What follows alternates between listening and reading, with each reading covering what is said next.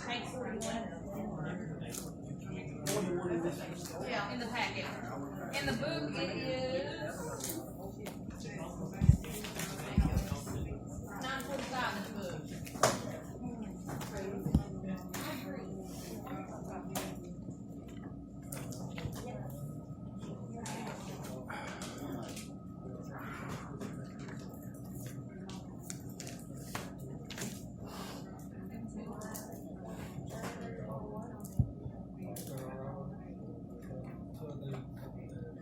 Alright, bowel obstruction is either a mechanical blockage or a paralytic ileus. The higher the obstruction, the quicker the symptoms. Go ahead. Oh, I thought he was getting on to me for asking a question. A malrotation, is that considered really a mechanical or an ileus? Mechanical.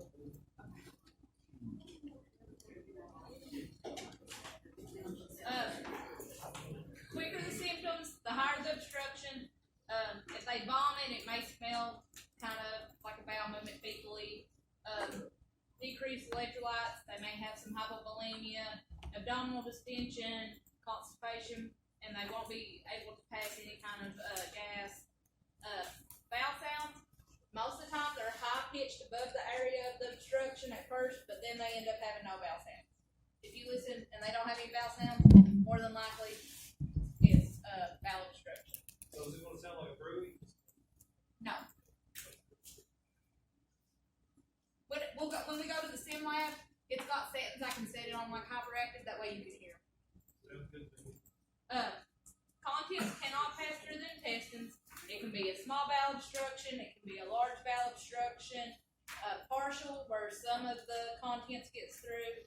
If it's complete, it's a total occlusion and they end up having to have surgery. Simple, they do have blood supply, and if it's strangulated, they have no blood supply.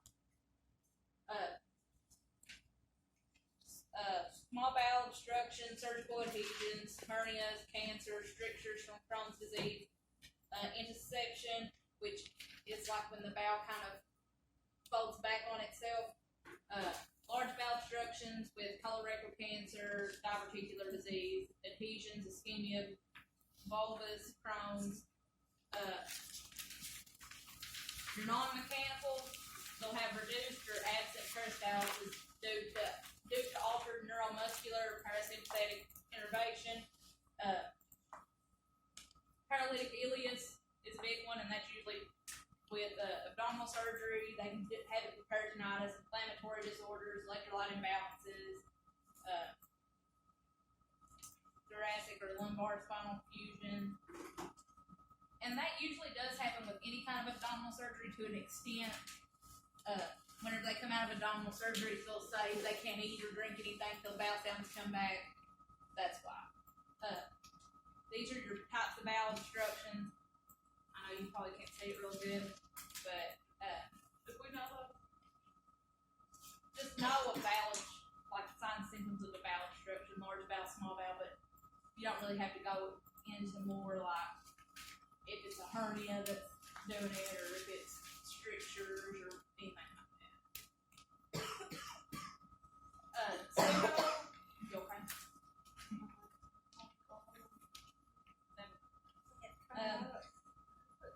Types of intestinal obstructions, they can have a pseudo obstruction. Usually it's a GI motility disorder. They can't see it on radio, like x-rays. That happens with major surgery, electrolyte imbalance, neurological conditions, medication, sepsis, cancer, trauma, burns. They can have a vascular obstruction, which is just an emboli or a thrombi that alters the blood supply. A lot of times those happen with AFib, diseased heart valves, heart failure, shock. The vascular obstruction is rare. It just shuts off the blood supply to the intestine. Etiology and pathophysiology. Obstruction, usually in the distal bowel, it empties and collapses, and then proximal bowel has an accumulation of fluid, gas, and intestinal contents, which results in distension, which results in increased pressure in bowel lumen, resulting in increased capillary permeability, resulting in extravasation of fluids and electrolytes into the peritoneal cavity, which eventually results in intestinal muscle fatigue and peristalsis stops, and then they end up getting hypotension and hypovolemic shock because of decreased circulating blood volume. They have inadequate blood flow to the bowel. Ischemia results in necrosis and perforation. Blood flow stops, resulting in edema and cyanosis, which results in gangrene. Usually it's a strangulation or infarction, and that does require immediate treatment to avoid infection, septic shock, and death. Location of the obstruction determines fluid and electrolyte and acid-base imbalances. High, it decreases hydrochloric acid, decreased hydrochloric acid results in metabolic alkalosis. Small intestine dehydration occurs quickly. Large intestine, this is below the proximal colon, solid fecal material accumulates, causing discomfort. Your 4 hallmark signs: abdominal pain, nausea and vomiting. They'll have abdominal distension if it's a large bowel obstruction, and then constipation. Their abdominal pain is usually like colicky. If it's more distal intestines, they don't have, it isn't as much. There is a table, 946, that talks more about like where it's at in the obstruction. You don't,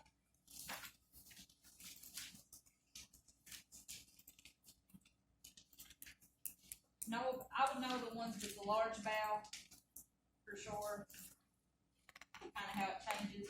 But with large bowel, they don't have bowel movements. They usually don't have flatulence. With proximal bowel obstructions, they may have projectile vomiting that will kind of help relieve the pain for a little while. Distal is when you start getting fecal smelling, and it's high pH above the area of the obstruction of the bowel sounds are.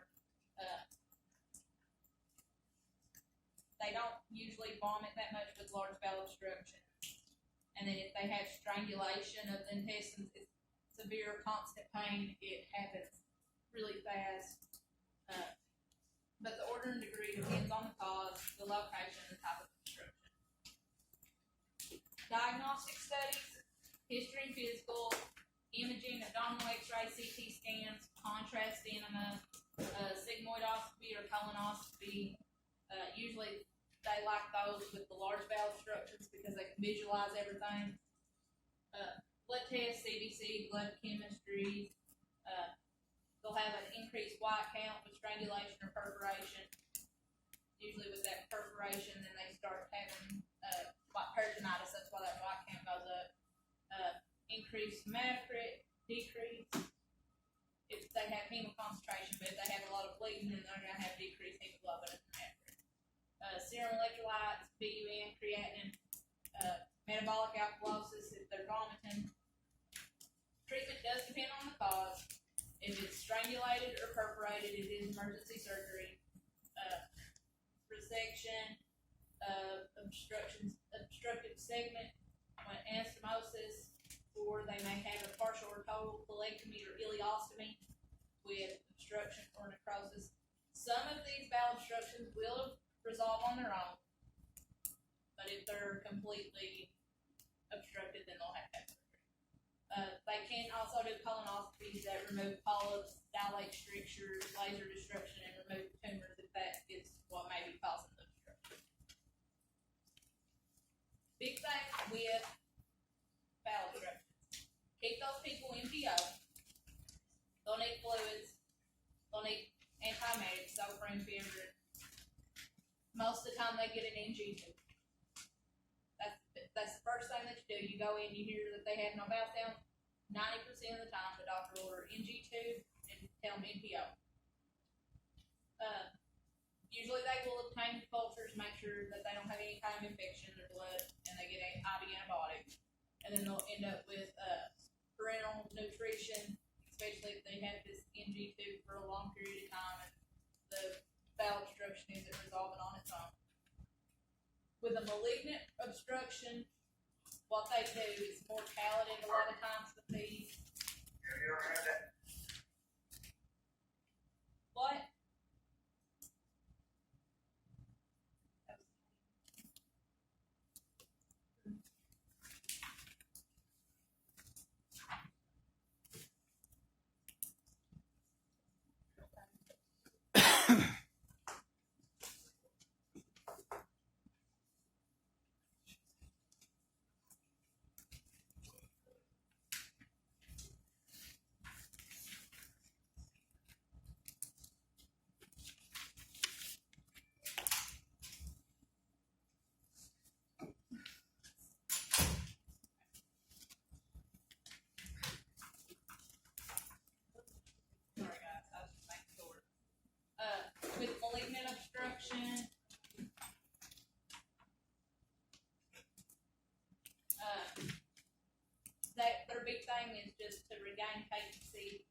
off the obstruction. They can put in a stent, IV fluid, and give steroids to help with swelling, any kind of anti-emetics. Nursing assessment, H&P, assess abdominal pain, vomitus, onset, frequency, color, odor, amount, bowel function, do they have bowel sounds, are they able to pass gas, abdomen, look at their, do they have scars, masses, distension, tenderness, rigidity, increased abdominal girth, muscle scarring, rebound pain, if evaluating obstruction to resolve on its own, make sure you assess those people frequently and report changes in vital signs, changes in bowel sounds, decreased urine output, and increased distension and pain. Because you're waiting on it and you're trying to be conservative about it, they may rupture. So that's why you have to do it so frequent. Strict diagnosis include NG2 drainage, hourly, urine output with drainage catheter.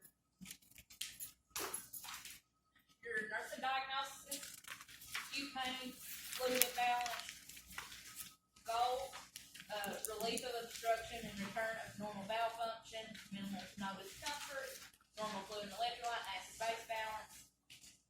Make sure you monitor fluid and electrolytes and acid-base balance. Pain management, those people are usually pretty restless. Make sure you give them analgesics, position them. If you give them a bunch of fluids and stuff, like older people, make sure you monitor, make sure that, they're not getting crackles, CHF, fluid volume overload, because these people aren't going to be NPO with a lot of IV fluids for a couple days. Restful environment, post-op care is similar to laparotomy, NG tube care, oral care. Polyps of the large intestine, or colonic polyps, they'll arise from mucosal surfaces and project into the lumen. If they're sessile, they're flat, broad-based, attached to the wall. Pedunculated is attached to the wall by a thick, thin stalk. Usually they're sessile when they're small, and then they get pedunculated as they enlarge. They do increase with age, especially in the proximal colon. A lot of people are asymptomatic, but if they start having signs and symptoms, it's just like rectal bleeding, little blood in their stool if they have any kind of testing done. There's a polyp, you can kind of see where it's got out of that wall there. Types of polyps, you got hyperplastic, they're non-cancerous, less than 5 millimeters, they have no symptoms, other benign inflammatory, lipomas, juvenile, adenomatous, are your neoplastic or cancerous ones, they have tubular, bilious, and villous, removal decreases the risk of cancer. You get people that end up with, like if they go in for a colonoscopy at 45 and they don't see anything. They go back 5 years and they have one or something. Then they'll look at it, they may have a polyp. Usually they don't wait 5 years to redo it. They'll usually wait like a year and see if there's anything else back. Do it again. If it's negative, then you're good for 5 years. Genetic link.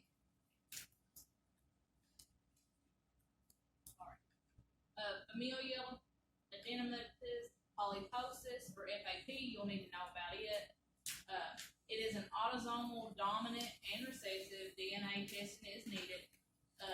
What they do is they're pretty much they're gonna end up with colorectal cancer at some time. So they start those screenings at puberty, and then they are annual at age 16.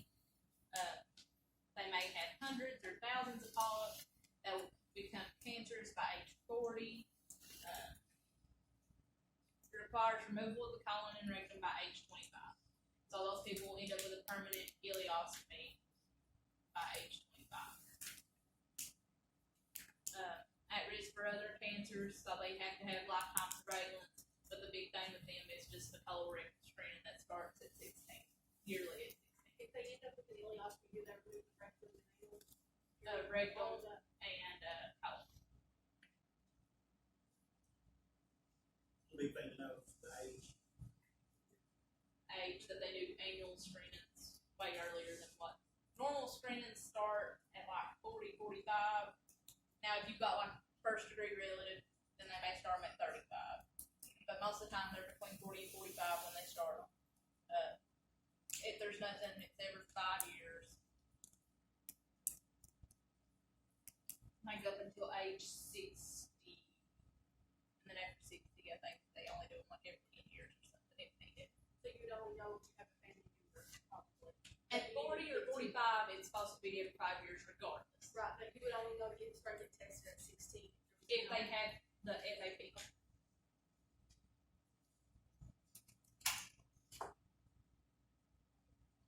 So diagnostic studies and interprofessional care, colonoscopy, sigmoidoscopy, barium enema, virtual colonoscopy, CT or MRI. All polyps are abnormal and removed, so they'll do a polypectomy. Post procedure, you just monitor for hemorrhage and perforation. They'll look for excessive rectal bleeding, fever, severe abdominal pain, abdominal distension.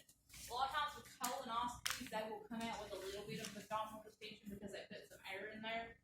That's why they have to pass the gas before they can go, and that'll usually help their pain. Most people won't, and that's why they hurt so bad. It's because they're embarrassed to death, which I understand. But just make sure you monitor for bleeding. Everybody. I mean, have more expensive than that, or like a gallbladder, gallbladder. what now? They have more pain than the exact. I had a lot more pain from having my gallbladder taken out than I did from Gallbladder is colonoscopy. worse as far as pain, like gas pain, because that gas, it's like all in here and it'll come up and it gets caught up underneath your shoulder.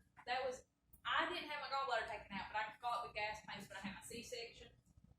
And I swear, I was only like 24, but I could have swore I was having a heart attack. I hurt my chest, it was all up in my shoulder. I told my husband, I was like, I'm having a heart attack, it's radiating down my arm. He's like, I'll take my gallbladder, you're fine. I thought if it's any worse than that, I sure don't want that. they're usually, when they hurt, the colonoscopies hurt, is because the people won't pass gas. They've said, and they're like, I am not doing that here, and then they're like doubled over, and you're like, just pass gas. I know it's embarrassing, just let it go.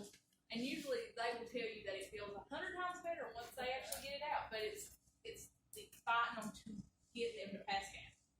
You can tell them you don't care, honey. This is your 60th one of the day, and they still are like, no. Colorectal cancer, it's getting more common. It does affect both men and women. It is the third leading cause of cancer-related deaths and the third most common form of cancer. It is more common in men. Risk of the disease does increase with age. 90% of them detected over age 50, but it is increasing in people ages 20 to 49. And they think that is related to diet, increasing rate of obesity, that kind of thing. Cultural and ethnic health disparities. African Americans are most likely to develop colorectal cancer and die from it. Blacks and Hispanics, it occurs at an earlier age. Hispanics are least likely to get screened. And then hereditary non-polyposis colorectal cancer or Lynch syndrome. It's kind of like the FAP. You don't have to know that much about it. No FAP though. But it's autosomal dominant. DNA testing is done to detect gene mutations, and they are at increased risk, just like the FAP of getting other organ cancers. And then they need annual colonoscopies.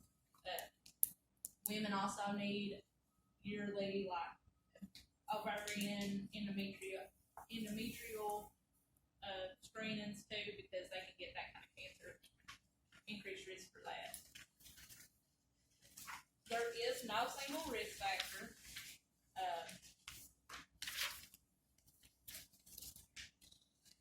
Highest risk factor is with first degree relatives with colorectal cancer and people with inflammatory bowel disease, so your ulcerative colitis or Crohn's.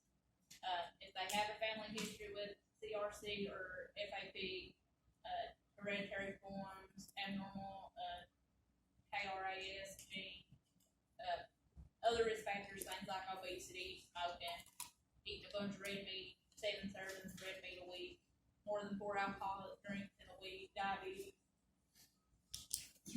There's a chart on 948 that tells you the risk factors for colorectal cancer.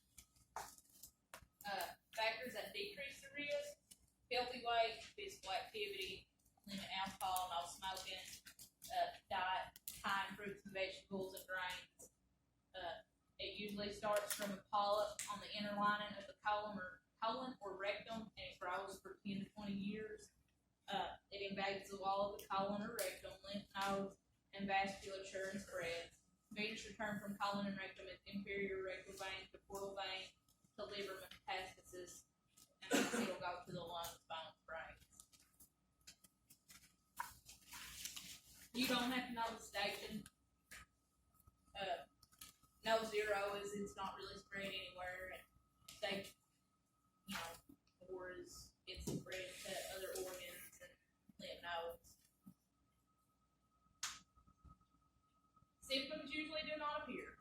People have colorectal cancer and won't know it. They'll just go in for like a random colonoscopy and find it. That's what happened to my little lady that died on my anniversary. She came in and I said she was just having a little bit of rectal bleeding, didn't think it was anything big, thought it was just hemorrhoids and it would be fine. And she went in for a colonoscopy. Whenever I came back the next night, she was on the vent. She had a colostomy. She had a big old mass that they found while they were doing her colonoscopy, and she had to go for emergency surgery. But they had no idea. It was just like a little bit of spotting here and there with bowel movement, so she didn't think nothing about it. But your symptoms usually don't appear until the disease is advanced. Common symptoms: iron deficiency, anemia, rectal bleeding, abdominal pain, changes in bowel habits. Early they look like non-specific fatigue, weight loss, they just feel tired. Whenever it gets advanced, that's when you start getting the palpable masses, ascites, enlarged liver, abdominal tenderness. Right-sided colorectal cancer, bleeding is more common. It is unrecognized, an early sign of anemia. Diarrhea, left-sided, you got fresh blood in your stool, bowel obstructions. Your complications, they can get bleeding, perforation, peritonitis, fistula formations.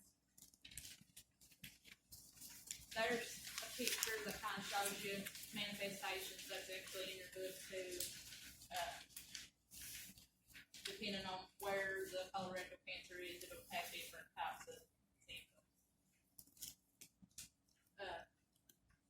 Diagnostic studies, individual family history, regular screening for polyps and cancer from ages 45 to 75, of age 5, one of the following. Colonoscopy is every 10 years. Flexible sigmoidoscopy is every 5. They can do double contrast barium enema every 5 and CT colonography every 5 years. A lot of people, because nobody wants to go and get a colonoscopy, so they'll do, right here we'll talk fit testing or the fecal occult blood test. Those are the ones where they go into the doctor and the doctor sends you home with pretty much a cup, tells you to have bowel movement, put it in a cup, and they send it off for sampling. You can send it. I think the 5th one is you can send from home now. Like Cologuard, that kind of thing. They usually do those annually. It does test for blood in the stool. But a lot of times they do it annually because you don't have it this year doesn't mean you won't have blood in your stool next year. And sometimes it's kind of hit and miss. But they can do stool DNA every 3 years also. That is your Cologuard. Usually if those come back with blood in them, then that's when they say you have to go get a colonoscopy. Like, you gotta go yesterday. Colonoscopy is the gold standard because the entire colon is examined. They can biopsy specimens while they're in there. Polyps are removed and sent to laboratory. Average risk every 10 years beginning at age 45. High risk with first-degree relatives before age 60 or 2 first-degree relatives with colorectal cancer. They do every 5 years beginning at age 40. or 10 years earlier than when the youngest relative was diagnosed. So if your youngest relative was diagnosed at 40, then you'll start at 30. After age 60, they do every 10 years. Sorry. After 60, they do every 10 years, beginning at age 40. Tissue biopsies confirm the diagnosis. That's the main goal of doing the colonoscopy. They can get biopsies. CBCs check for anemia, liver function tests, CT, MRIs, and then they also do CEAs. CEAs can be raised with all kinds of different cancers. It ain't just colorectal. And let me tell you, insurance don't want to pay for it. So it's not that common for them to do CEAs.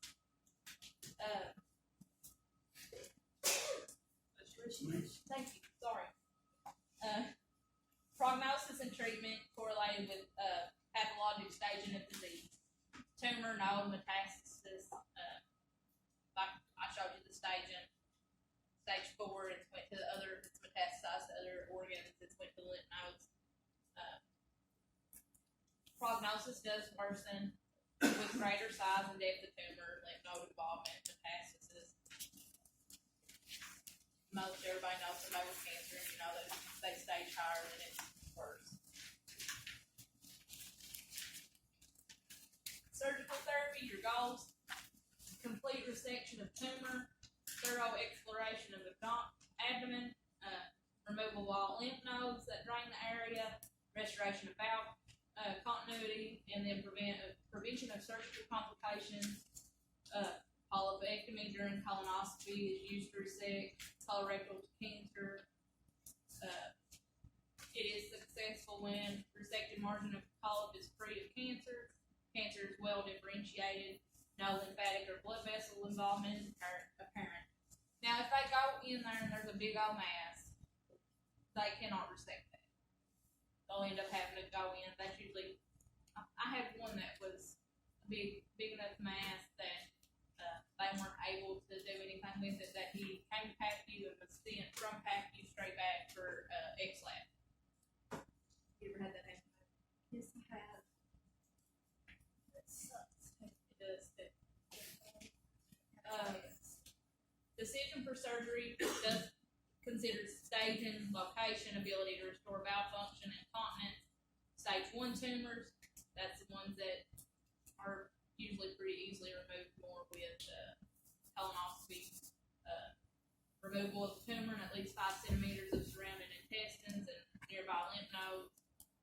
Cancer-free ends or anemoes, and then it may be done laparoscopically. Now, if it's smaller, they can do it sometimes with colonoscopies. If it's if it's more to the bigger side of that, then they'll do laparoscopy. Low risk stage 2 tumors, wide resection. High risk, they'll do the same as low risk, but they'll add chemo. And then stage 3 tumors, surgery, chemo, and then they may do radiation and chemo before surgery to try to reduce the tumor size. Non-resectable tumors or metastasis, surgery is palliative. It just helps to relieve obstruction and control bleeding. They can do chemo and radiation to control the spread, provide pain relief because it helps decrease sometimes the size of it, keeps it from pushing on other organs. Local excision surgeries, abdominal perineal resection. It's a tumor in the distal rectum. Sphincters not preserved, and they end up with a permanent colostomy. Low interior resection. It removes the rectum. They anastomose the colon to the anal canal, and then they get a temporary ileostomy or colostomy, and they create a reservoir with a colonic J-pouch or coloplasty. Chemotherapy, pre-op is used to decrease to shrink the tumor. Adjuvant therapy following colon resection for stage 3 and high-risk stage 2 tumors. Palliative treatment for non-resectable colorectal cancer. Preferred protocol is fluorouracils. Targeted therapy for metastatic colorectal cancer. They can do the angiogenesis inhibitors. You don't have to know any of the specific names for any of these. because they inhibit the blood supply to tumors. They block epidermal growth factor receptors, block enzymes for cancer growth, and impairs DNA function and angiogenesis. Radiation therapy, adjuvant to surgery, and chemotherapy. Palliative therapy for metastasis to reduce tumor size to provide symptomatic relief. This is on page 951. It's that little nursing assessment box. Past health history. Do they have a history of cancer, FAP, any kind of polyps, inflammatory bowel disease? What kind of medications do they use? Laxatives, antidiarrheals, functional health patterns, family history, weakness, fatigue, high calorie, high fat, low fiber diet, anorexia, nausea, vomiting, weight loss, changes in bowel habits, rectal bleeding, black tarry stools, abdominal, low back pain. They can be pale and may have some lymphadenopathy, anemia, palpable mass. Nursing diagnosis, diarrhea, constipation, anxiety, difficulty coping. Your goals: normal bowel elimination pattern, quality of life appropriate for disease progression, relief of pain, feelings of comfort and well-being. Nursing implementation, health promotion, encourage all persons over the 35 to have regular colorectal screenings, help identify those at risk, discuss with patients how early screening helps to decrease mortality rates, and realize that fear and lack of information create barriers to prevent activities. Colonoscopies detect polyps only when the bowel has been adequately prepared. Make sure that they know when they had the colonoscopy. They have, no red meats, clear bowel movements, watery. You don't want them brown. You want them like a clear or a yellow. Make sure that they take all their go lightly. Clear liquids. Make sure that they correctly administer cleansing preparations to inpatients. So if they need an enema, make sure that they get it. Acute care. It says C-valve resection, ostomy surgery. We'll talk about that. It's a little farther on. Routine pre-op care.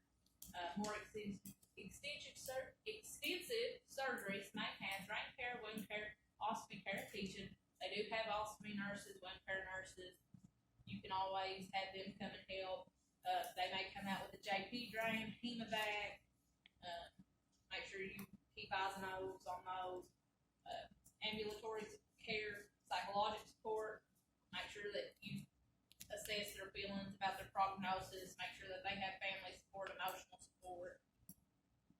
Special needs related to cancer. Managing changes that result from cancer and cancer treatment, because they may end up having to have meds for diarrhea or constipation. That's where your wound care ostomy nurse comes in. Ostomy rehab, that's just more to teach and support them. Expected outcomes, minimal alterations in bowel elimination patterns, optimal nutritional intake, relief of pain, quality of life, appropriate to disease progression, feelings of comfort and well-being. You all still good to go, or you all want a break? I know it's only been about 40 minutes, but good. So bowel resection and ostomy surgery. Indications: remove cancer, repair perforation, fistula, or traumatic injury, relieves obstruction or stricture, and then treat an abscess, inflammatory disease, or hemorrhage. Types of bowel surgeries. That total proctocolectomy with IPAA, that is actually 2 surgeries. They end up with a temporary ileostomy, and then after your slight suture line heals up, then they'll do a reversal. They do a proctocolectomy with permanent ileostomy. With that one, they remove colon, rectum, anus, and then close the anal opening. They can do right or left hemicolectomy, anterior rectosigmoid resection, abdominal perineal resection, or anterior resection. Usually they try to do the first one, and then if they can't do the first one, then they do the second. What do you know?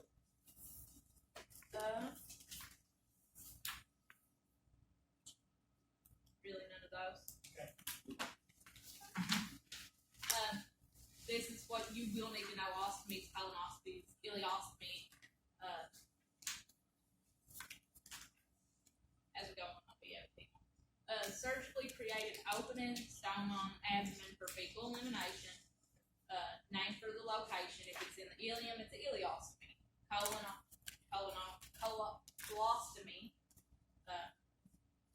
And you can have possible regulation with a colostomy. There is a comparison of ileostomy and colostomy. That is on page 953. I would know kind of the difference in like stool consistency, fluid requirements, because ileostomies they have more like liquid drainage instead of the semi-liquid or formed drainage that you get with colostomies. So then they end up needing like increased fluid requirements because all that liquid's coming out. Most of them need pouches or skin barriers. Sigmoid colostomy does not. Usually they'll have them on there for a little while, but you can regulate it so where you don't have to have bags. So basically, no table 42, 26.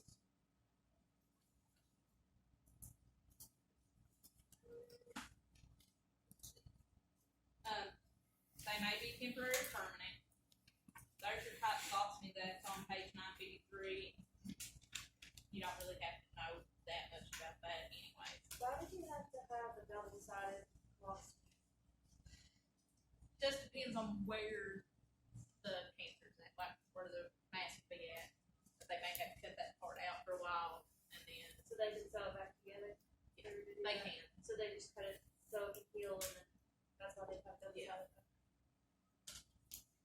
It just depends on like Cause I can see a regular one, I just didn't know why you need one with two. they usually jump to those.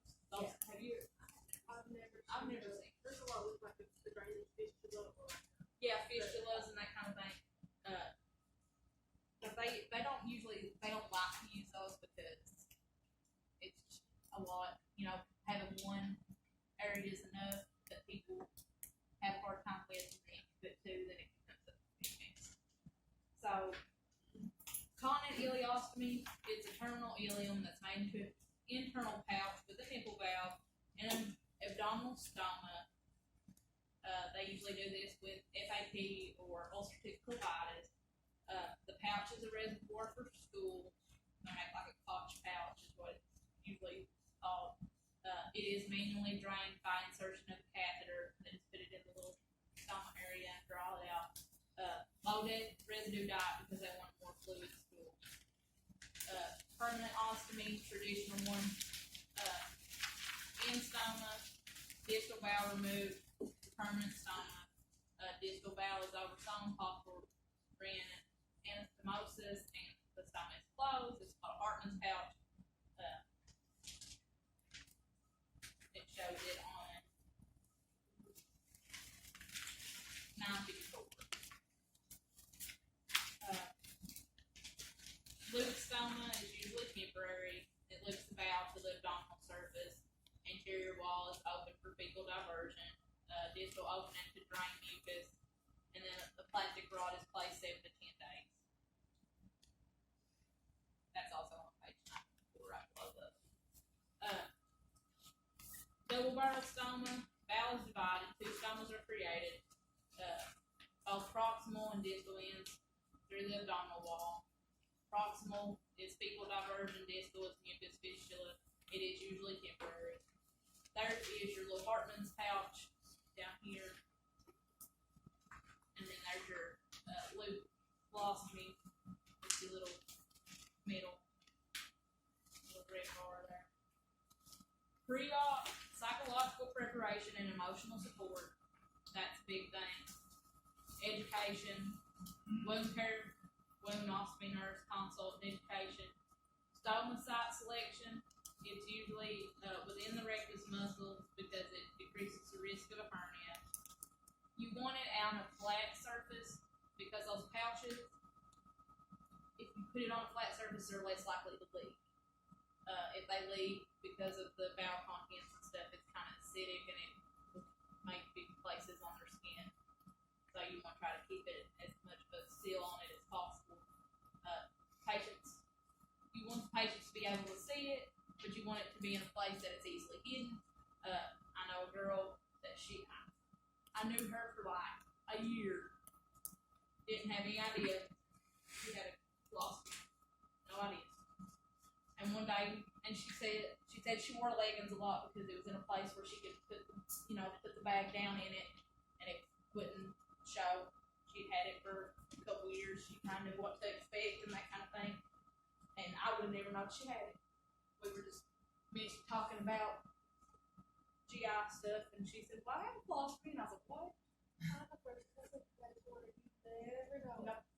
Most of the people, as long as they cope with it well, they can figure out ways to kind of go about, and some people will never know what they have.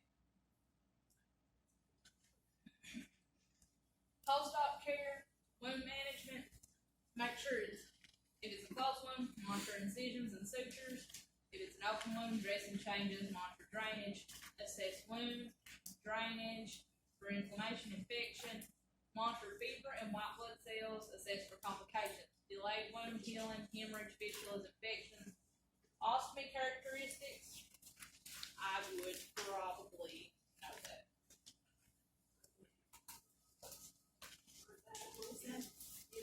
1954. You want them pink. They may be a little red with mild swelling at first, small amount of blood. If they are blue, please call the doctor. They don't have any blood flow. If they're pale, most people may be anemic. Dark red, purple, that's decreased blood supply. Colostomy function, make sure you record the volume, color, consistency of drainage. Excess gas is common for 2 weeks. That is temporary. It will go away. Please tell them.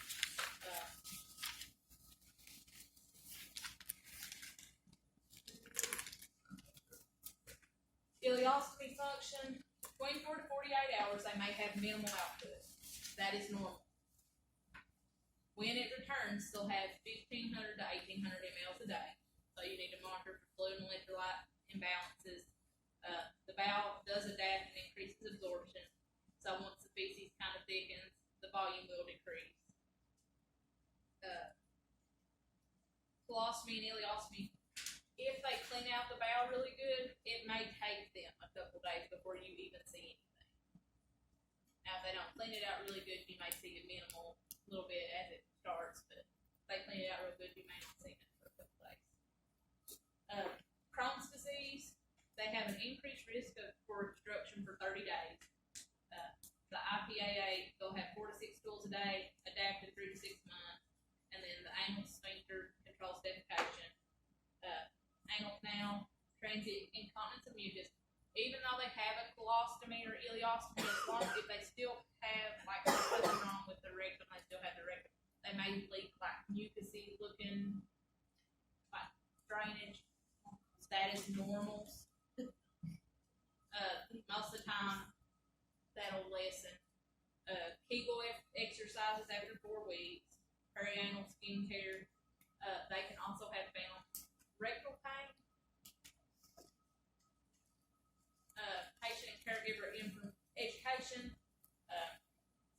That's a good one to know too. It just kind of helps you like know what to look for with the ostomies and make sure that they get their barriers changed. Sometimes those the bags and stuff are good for like a week, 4 to 7 days, unless they start leaking really bad, then you have to change them. Basic ostomy management skills, like I said, how to change the pouch, help them, those phalanges that go on, they usually come in the hole of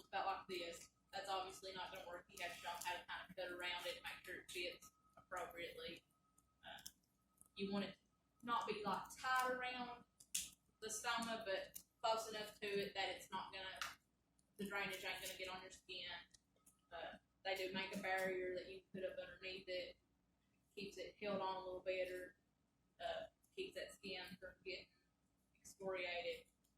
Make sure that they have balance with diet balance with adequate fluids, avoid odor and gas and diarrhea producing foods. Resources at home, they may go home with wound care, they may have home health that comes out and helps them for a little while. That's a big one. Home health is really good about going out for about first month, usually about a month that they'll go out and help with those colostomies. Emotional support and body image changing. A lot of these little people, it affects their social life because they don't want to go out. People look at them because they think everybody knows that they have this. They may not be able to work for a little while. Sexual activity, self-conscious. You don't think people love you and they don't like you as much because now you've got this big bag hanging. Just make sure that they have emotional support, that they can resume their activities of daily living about 4 to 6 weeks. Pouching system. Might be able to talk. I'm so sorry, guys. Adhesive skin barrier and pouch. Empty it when it's 1/3 full to prevent pulling and leaks. Transparent pouch, that way that they can see the stoma, they can see if it's starting to change colors. Make sure they assess their skin when they do pouch changes. If they have a filled pouch that's leaking, make sure that they know to change it immediately. Drainable or closed-in pouch according to the site. Charcoal filters, those, I really like those. They're hard to get, they're kind of expensive, unless they decrease case management. Charcoal filters. They actually do help quite a bit, but it just kind of helps to deodorize it so it doesn't smell, have all that gas that smells out of it.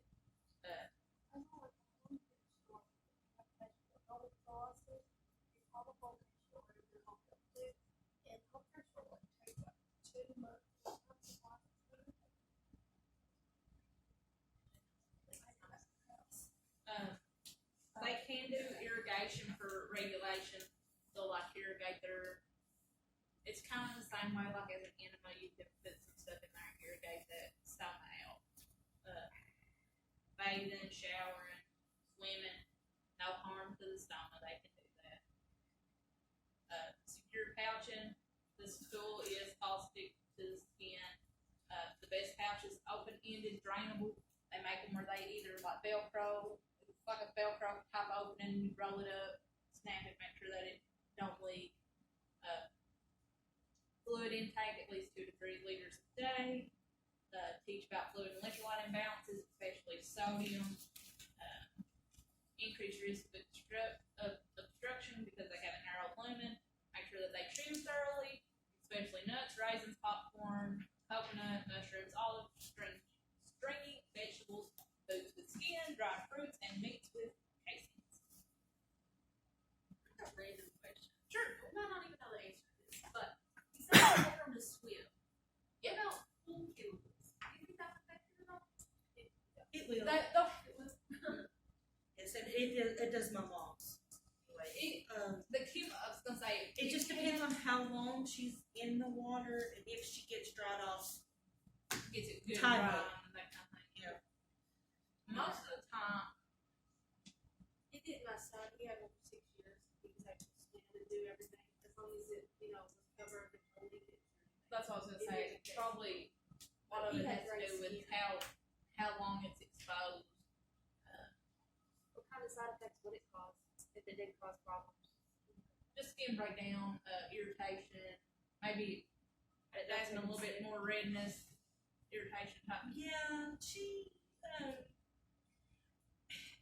especially if she's excessively hot, so that flange gets not as great if it's really hot outside. So Right. that played a key factor in it. As long as she's in the water, or, just a short amount of time, she gets out, dries off really good, and gets like maybe back in the shade or something where she doesn't have direct heat on that, and it does a little bit better. But it's all a learning process with it, and Right. every And person everybody's different. is different. Probably affect different locations as well, differently. Yeah, probably. So individualized responses provide accurate information, emotional support, and education. It is curative. That is the positive thing that comes from it. Is curative. They will go through all the, which you'll start probably inside your stages of grief. They'll be angry, depressed, anxiety, fear. Emotions may alter participation in care. If they're depressed, they're not going to care what you do. I have a question. Could they do a transplant on someone with one of these to like get it working again if they? They can't do a large bowel. That's what I was going to say. There is small bowel. There is some transplants that they can do, but they don't. There's a whole lot of risk of infection. I know. Transplant. She had a small bowel. I knew someone. I was gonna say they're not super common. She had to go to Miami and have her son. She lived on there for a long time. And I think that's the only place that does it in the U.S. And they won't do large bowel. Not large, but small. So just make sure you discuss body image, self-esteem, identify coping, wound care nurses, support groups, that kind of thing. Sexual function, each patient that affects from surgery. They can have nerve or vascular disruption to the genitalia. Radiation, chemo, fatigue, overall health. Radiation will reduce blood flow to the pelvis, which in turn affects genitalia. Males, there is a concern with erection and ejaculation. It may be temporary for 3 to 12 months. Sometimes it depends on. There's always a risk with any kind of surgery that's down there. They may get a nerve and it may nothing. It'll affect all their genitalia. Females, males, everything. So they try to use surgeries that are the least likely to hit said nerve. If you've got 80-year-old papa with dementia, they're probably not going to be as much concerned with that as if they did like 20-year-old little boy that got a girlfriend, getting ready to get married, that kind of thing. The younger they're going to look for ways to be less likely to hit those nerves. Females may have vaginal dryness and decreased sensation. So they may have concerns for arousal or orgasm. Pregnancy is possible, even if they can't feel anything, they're still able to get pregnant. Body image, fear, rejection, teach about alternates for pouching and security. Diverticulosis and diverticulitis. You will see so much of this. Diverticula, which are little sacral dilations or the outpouchings of the mucosa in the colon. It is common in older adults. Diverticulosis is multiple non-inflamed diverticula. If you get diverticulitis, it is inflamed. That itis. If anybody's had medical terminology, itis is inflammation. So they are inflamed. Diverticulosis is just the pouching. Complications, perforation, abscess, fistulas, and bleeding. It is common in the left descending sigmoid colon. Develops at weak points, blood vessels pass through the muscle layer.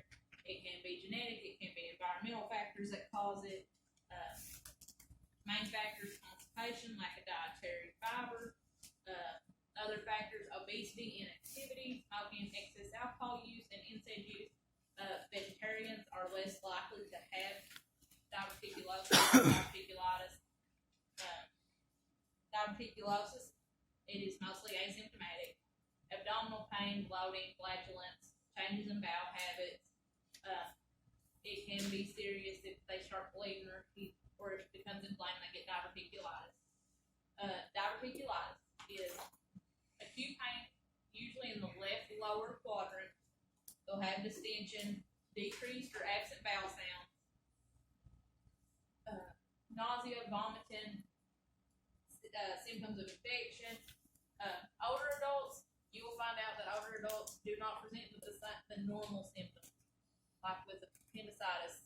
Kids come in, they're hurting real bad in that right lower quadrant. Papa may not.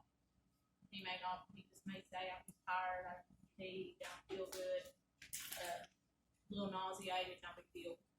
Same thing with these. They may have some abdominal tenderness, but they'll have normal white count, no fever, complications, erosion of the bowel wall, perforation, abscess, peritonitis, bleeding. There's your little pathophysiology map. They can have acute, chronic. Acute can cause hemorrhage, perforation, and then they end up with like peritonitis. Chronic, they can get strictures, abscesses, which cause fistulas, intestinal obstructions, so on. Diagnostic studies, usually it's sigmoidoscopy or colonoscopy. They do CT scans with oral contrast. That's usually what they start with, because most of the time these people come into the ER and they're complaining of abdominal pain. They usually start with CT scan. Occult blood, CBC, urinalysis, barium enema, blood cultures, abdominal X-ray, chest X-ray, and that's just to rule out other causes. High fiber diets, decreased fat and red meat, physical activity, those are prevention. Acute diverticulitis, bowel rest to reduce inflammation. So they'll have clear liquids, bed rest, analgesics, severe symptoms. If they have systemic infection, comorbidities, hospitalization is usually needed. There'll be NPO, NG2, bed rest, IV fluids, antibiotics. Make sure that they're not getting an abscess, bleeding, peritonitis. Advanced diet is tolerated. Recurrent diverticulitis or complications, they'll end up having to have surgical resection with anastomosis or temporary colostomy. Explain the condition to the patient, the prescribed regimen, high fiber diet, fluids at least 2 liters a day, avoid increased intra-abdominal pressure, sneezing, coughing, bending, heavy lifting, tight clothing, that kind of thing. Fistulas.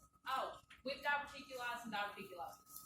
Back in the days when they first, because of these pathogens, they told them that they can't eat nuts and seeds and corn and that kind of thing, popcorn. Now they say that that's okay to eat. Fistulas. It is an abnormal tract between two hollow organs or a hollow organ and the skin. Complications, increased morbidity and mortality, extended length of stay, and increased cost. A simple is whenever they just have one direct tract. They can be complex and bounce between multiple organs. Abscesses opens into the base of the wound. Output is low, less than 200 mL a day, moderate is 2 to 500, and then high, greater than 500. Early signs, fever and abdominal pain. The girl that I know that has the colostomy, that's what her problem was. She got some like maybe a little bit of ulcerative colitis, and then she ended up with a fistula, and they kept trying to fix it, and they could not fix it, so that she ended up with a colostomy. Fistula management, identify the tract, maintain fluid and electrolytes, IV replacement, control infections, protect surrounding skin, manage output, monitor eyes and nose drainage, high calorie, high protein, enteral or parenteral nutrition. Most of them heal spontaneously, some require surgery. Hernias are something else that you will see. There's your little pykmonic hernia. If it's strangulated, the blood supply is cut off, it is an emergency surgery situation. Incarcerated is when the hernia is trapped outside the peritoneal cavity, and then reducible hernia moves back into the peritoneal cavity. Most of the ones that I have seen that are strangulated or incarcerated are your inguinal hernias that are kind of down in here. That's the ones that I've seen the most that end up needing surgery. protrusion of the intestines through an opening or weakened area in the cavity wall. Most occur in the abdomen. Men do get them more than women. Reducible, they easily return to the abdominal cavity. Irreducible or incarcerated, they cannot be placed back into the abdominal cavity. Abdominal contents are trapped. If it's strangulated, that's when your blood supply is compromised. Those are really painful. Results in intestinal obstruction, gangrene, and necrosis are concerns. Your types of hernias: umbilical hernias, inguinal hernias, femoral hernias, and incisional hernias. Incisional hernias are the ones that you get like right around an incision after you had surgery. There's your. This one here is an umbilical hernia. This one here is femoral, and then this one is an inguinal hernia. See how it's swelled all down? That's the ones that I've seen that have been really bad. Manifestations: pain increases with activities that increase intra-abdominal pressure. They may be visible. Most of, if they're pretty big, they'll be visible. They can have little ones, but most of the time they're big enough that they're causing trouble. You're gonna be able to see them. Strangulated, severe pain, vomiting, cramping, abdominal pain, distension. H&P is needed. They'll do ultrasound, CT, MRI. They can do treatment with hernia hack. I can't even say that. Surgical repair, which is laparoscopic. Hernioplasty is just reinforcement, like the weak areas with wire. That's where your mesh surgeries come in. Heard all the sewing over the mesh and all that kind of stuff. Mesh is eroded, blah, blah, blah. Most of those are like with bladder slings, but they also use the mesh for hernias. Strangulated, that's when they need emergency surgery. They end up with a temporary colostomy. Monitor voiding, I's and O's. They'll have scrotal edema. Elevate them, eyes. Encourage deep breathing, splitting, cough or sneeze with open mouth, because that actually does help to decrease the intra-abdominal pressure. No heavy lifting, greater than 10 pounds, 6 to 8 weeks, which is most of the time what causes your problem if you lift a bunch of stuff. Malabsorption syndromes, impaired absorption of fats, carbohydrates, proteins, minerals, vitamins. Your causes are on page 960.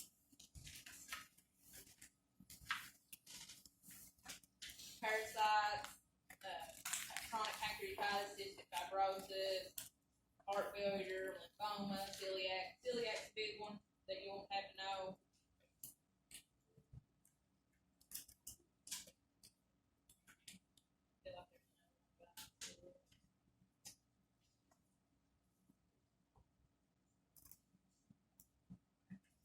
Most common is lactose intolerance. Everybody's heard of lactose intolerance. Other common ones, inflammatory bowel, celiac, tropical screw, cystic fibrosis. Common signs are on the same page, 960.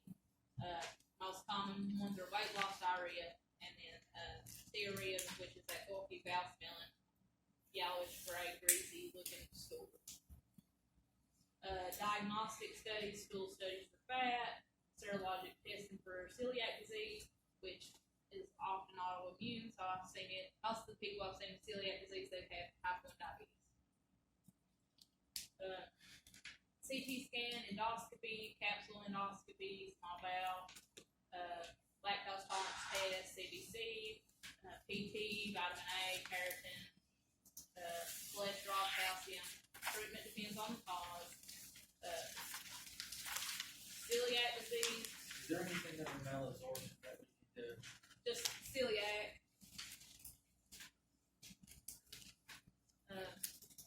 Autoimmune disease. Celiac is an autoimmune disease that damages small intestine mucosa, triggered by gluten, so wheat, barley, rye. It is associated with other autoimmune disorders, RA, type 1 diabetes, thyroid disease. It is more common in women, but it occurs at any age, but mostly begins from childhood. It does have three factors: genetic predisposition, gluten ingestion, immune mediated response. They do have a genetic link. Its tissue destruction occurs due to chronic inflammation of prolamine, a gluten-specific peptide. Don't have to go into that genetic link that much. Manifestations: foul smell and diarrhea, abdominal pain, flatulence, abdominal distension, malnutrition. They can have joint pain, osteoporosis, dental enamel, hypoplasia, fatigue, peripheral neuropathy, reproductive problems, dermatitis, herpetiformis, weight loss, muscle wasting, malnutrition, iron deficiency, anemia, lactose intolerance.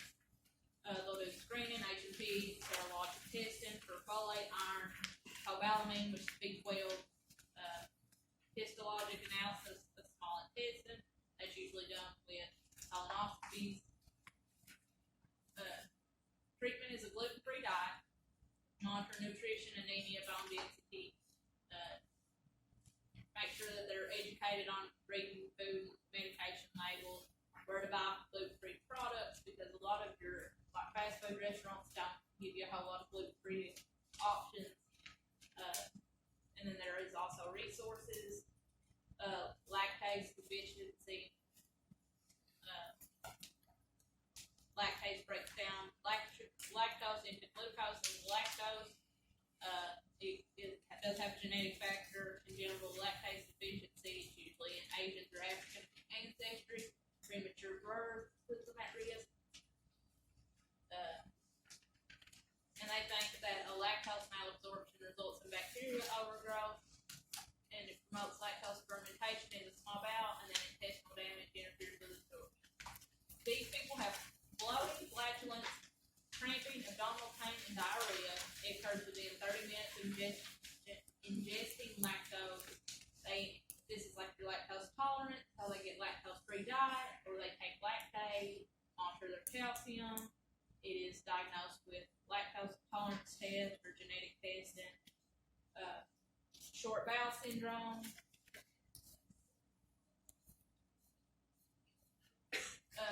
Reduced surface area in small intestines results in inadequate absorption of nutrients.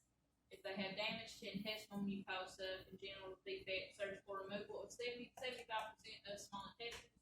Adaptive changes may occur depending on remaining intestinal structure. They'll have dehydration, weight loss, diarrhea, malnutrition, vitamin deficiencies, electrolyte imbalances, abdominal pain, flatulence. Treatment goals: fluid and electrolyte balance, normal nutritional status, control of diarrhea, parenteral or enteral nutrition, medication to control fecal output, tailored diet, intestinal transplant. That's what you was talking about. They can do them, but they're not very, not super common. Gastrointestinal stromal tumors. It is a rare cancer in the cells and wall of the GI tract. 60% occurs in the stomach, 25% is in the small intestines. The cause is unknown. They think it's genetic mutation. Manifestations depend on the area affected.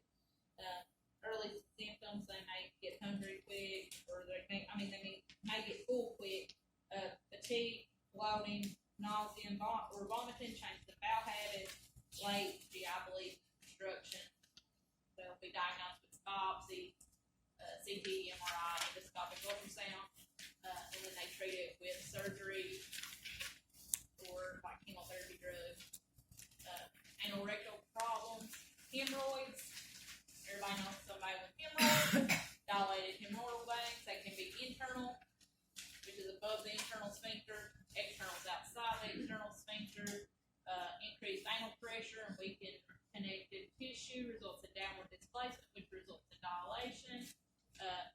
Pregnancy, constipation, straining, diarrhea, heavy lifting, prolonged standing, and obesity and ascites are all risk factors. There is your hemorrhoids.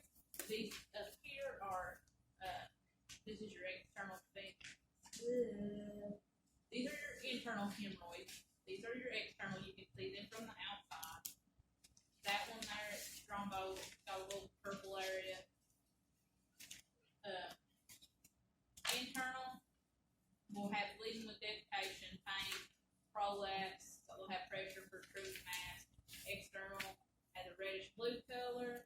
itching, burning, edema, thrombosis is a bluish purple color, that it is palpable pain and inflammation, bleeding with defecation.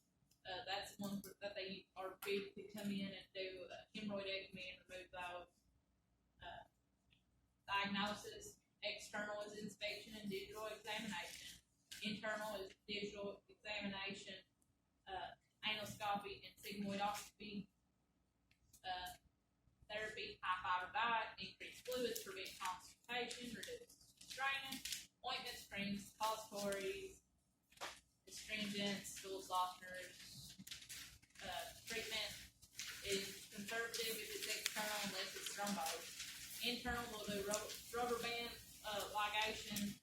That's the one that they use probably the most. Those people, let me tell you, they come out, they a little restless, which I don't blame them. But,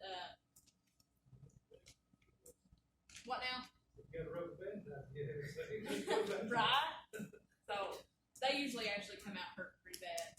That's literally what they do. They take a little band, It's a little band, it a just little goes band, around and it. it just goes around it, and it flaps. That is certainly. So how procedures, we can just take rubber bands and on that, not go with those. That's the internal, so you probably As long wouldn't wanna as do long that. as she can reach it, it'll come off eventually. Hemorrhoidectomy is just surgical excision, and that's done with prolapse or thrombosis. Conservative education, prevent constipation. Over-the-counter drugs, went to seek health care, bleeding, prolapse, rectum. Sitz baths. Women who've had kids know what a sitz bath is. Girl. Now, I had C-section babies, but not enough about them. But from what I hear, they're wonderful. They're godsend. So, usually they'll just have that, and they can use that, and it actually helps them some. Post-op, pain control, they'll use opioids, NSAIDs, topical, like witch hazel and lidocaine. Dr. Knight always used lidocaine. He put it on like a little 4x4 and put it right where he done the hemorrhoidectomy, and some of them would come out and they would still be hurt, but not like the ones that come out and didn't have lidocaine. Wound healing, packing, dressing changes, make sure that they know how to do that. Promote desiccation, make sure that they do have a bowel movement. It is painful, but they need to make sure that they have one. They can have pain medicines usually right before a bowel movement, stool softener, and then if they don't have a bowel movement within 2 or 3 days, they have to have it. They can use a donut, the little donuts that they sit on when you got a broke tailbone. Give them one of those. Just educate them on complications and avoid constipation. Anal fissures is just a skin ulceration or crack in the lining of the anal wall. It can be trauma from hard stools, anal trauma, local infections, STDs, inflammation. High pressure and poor blood supply results in ischemia, which results in ulceration. Symptoms, severe anal pain, especially with defecation and direct pressure, blood, diagnosis, direct examination, and then treatment, fiber, fluid, sitz baths, topical analgesics, stool softeners, and surgery. Anal rectal abscess, seen some of these little gnarly things.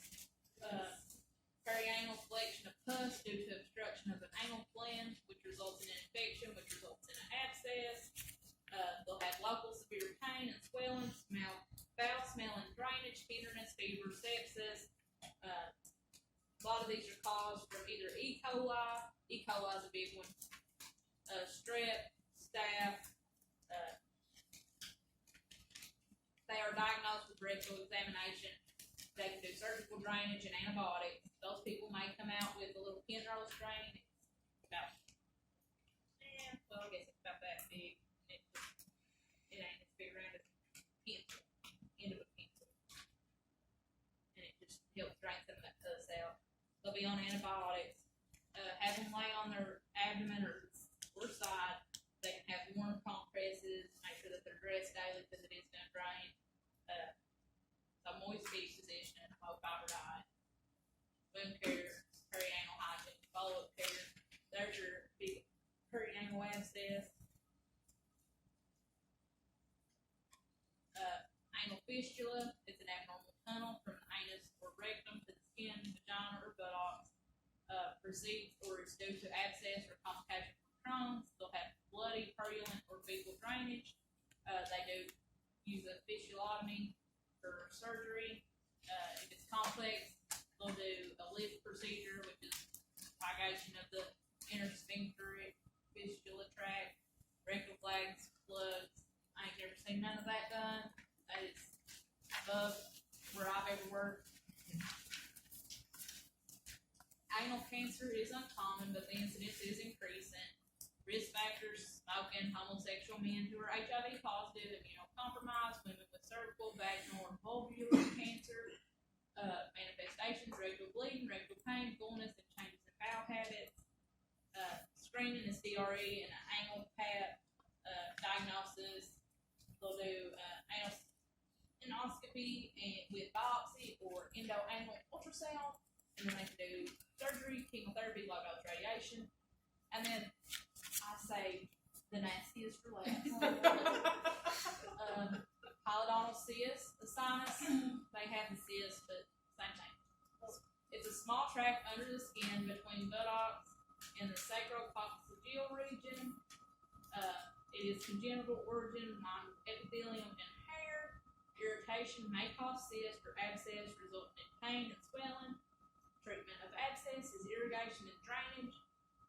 Warm, moist heat, positioning, avoid dressing contamination, and straining. These are the hardest things in the world to get rid of. And they have nasty, it's really, usually it's like a nasty drainage, it smells really nasty, and they're so hard to heal. I think I'd rather take it so hard. Diabetes, they're pretty bad. So, hold on guys, just a minute. The ones of you online, I will see you later. We'll let y'all get off here tonight.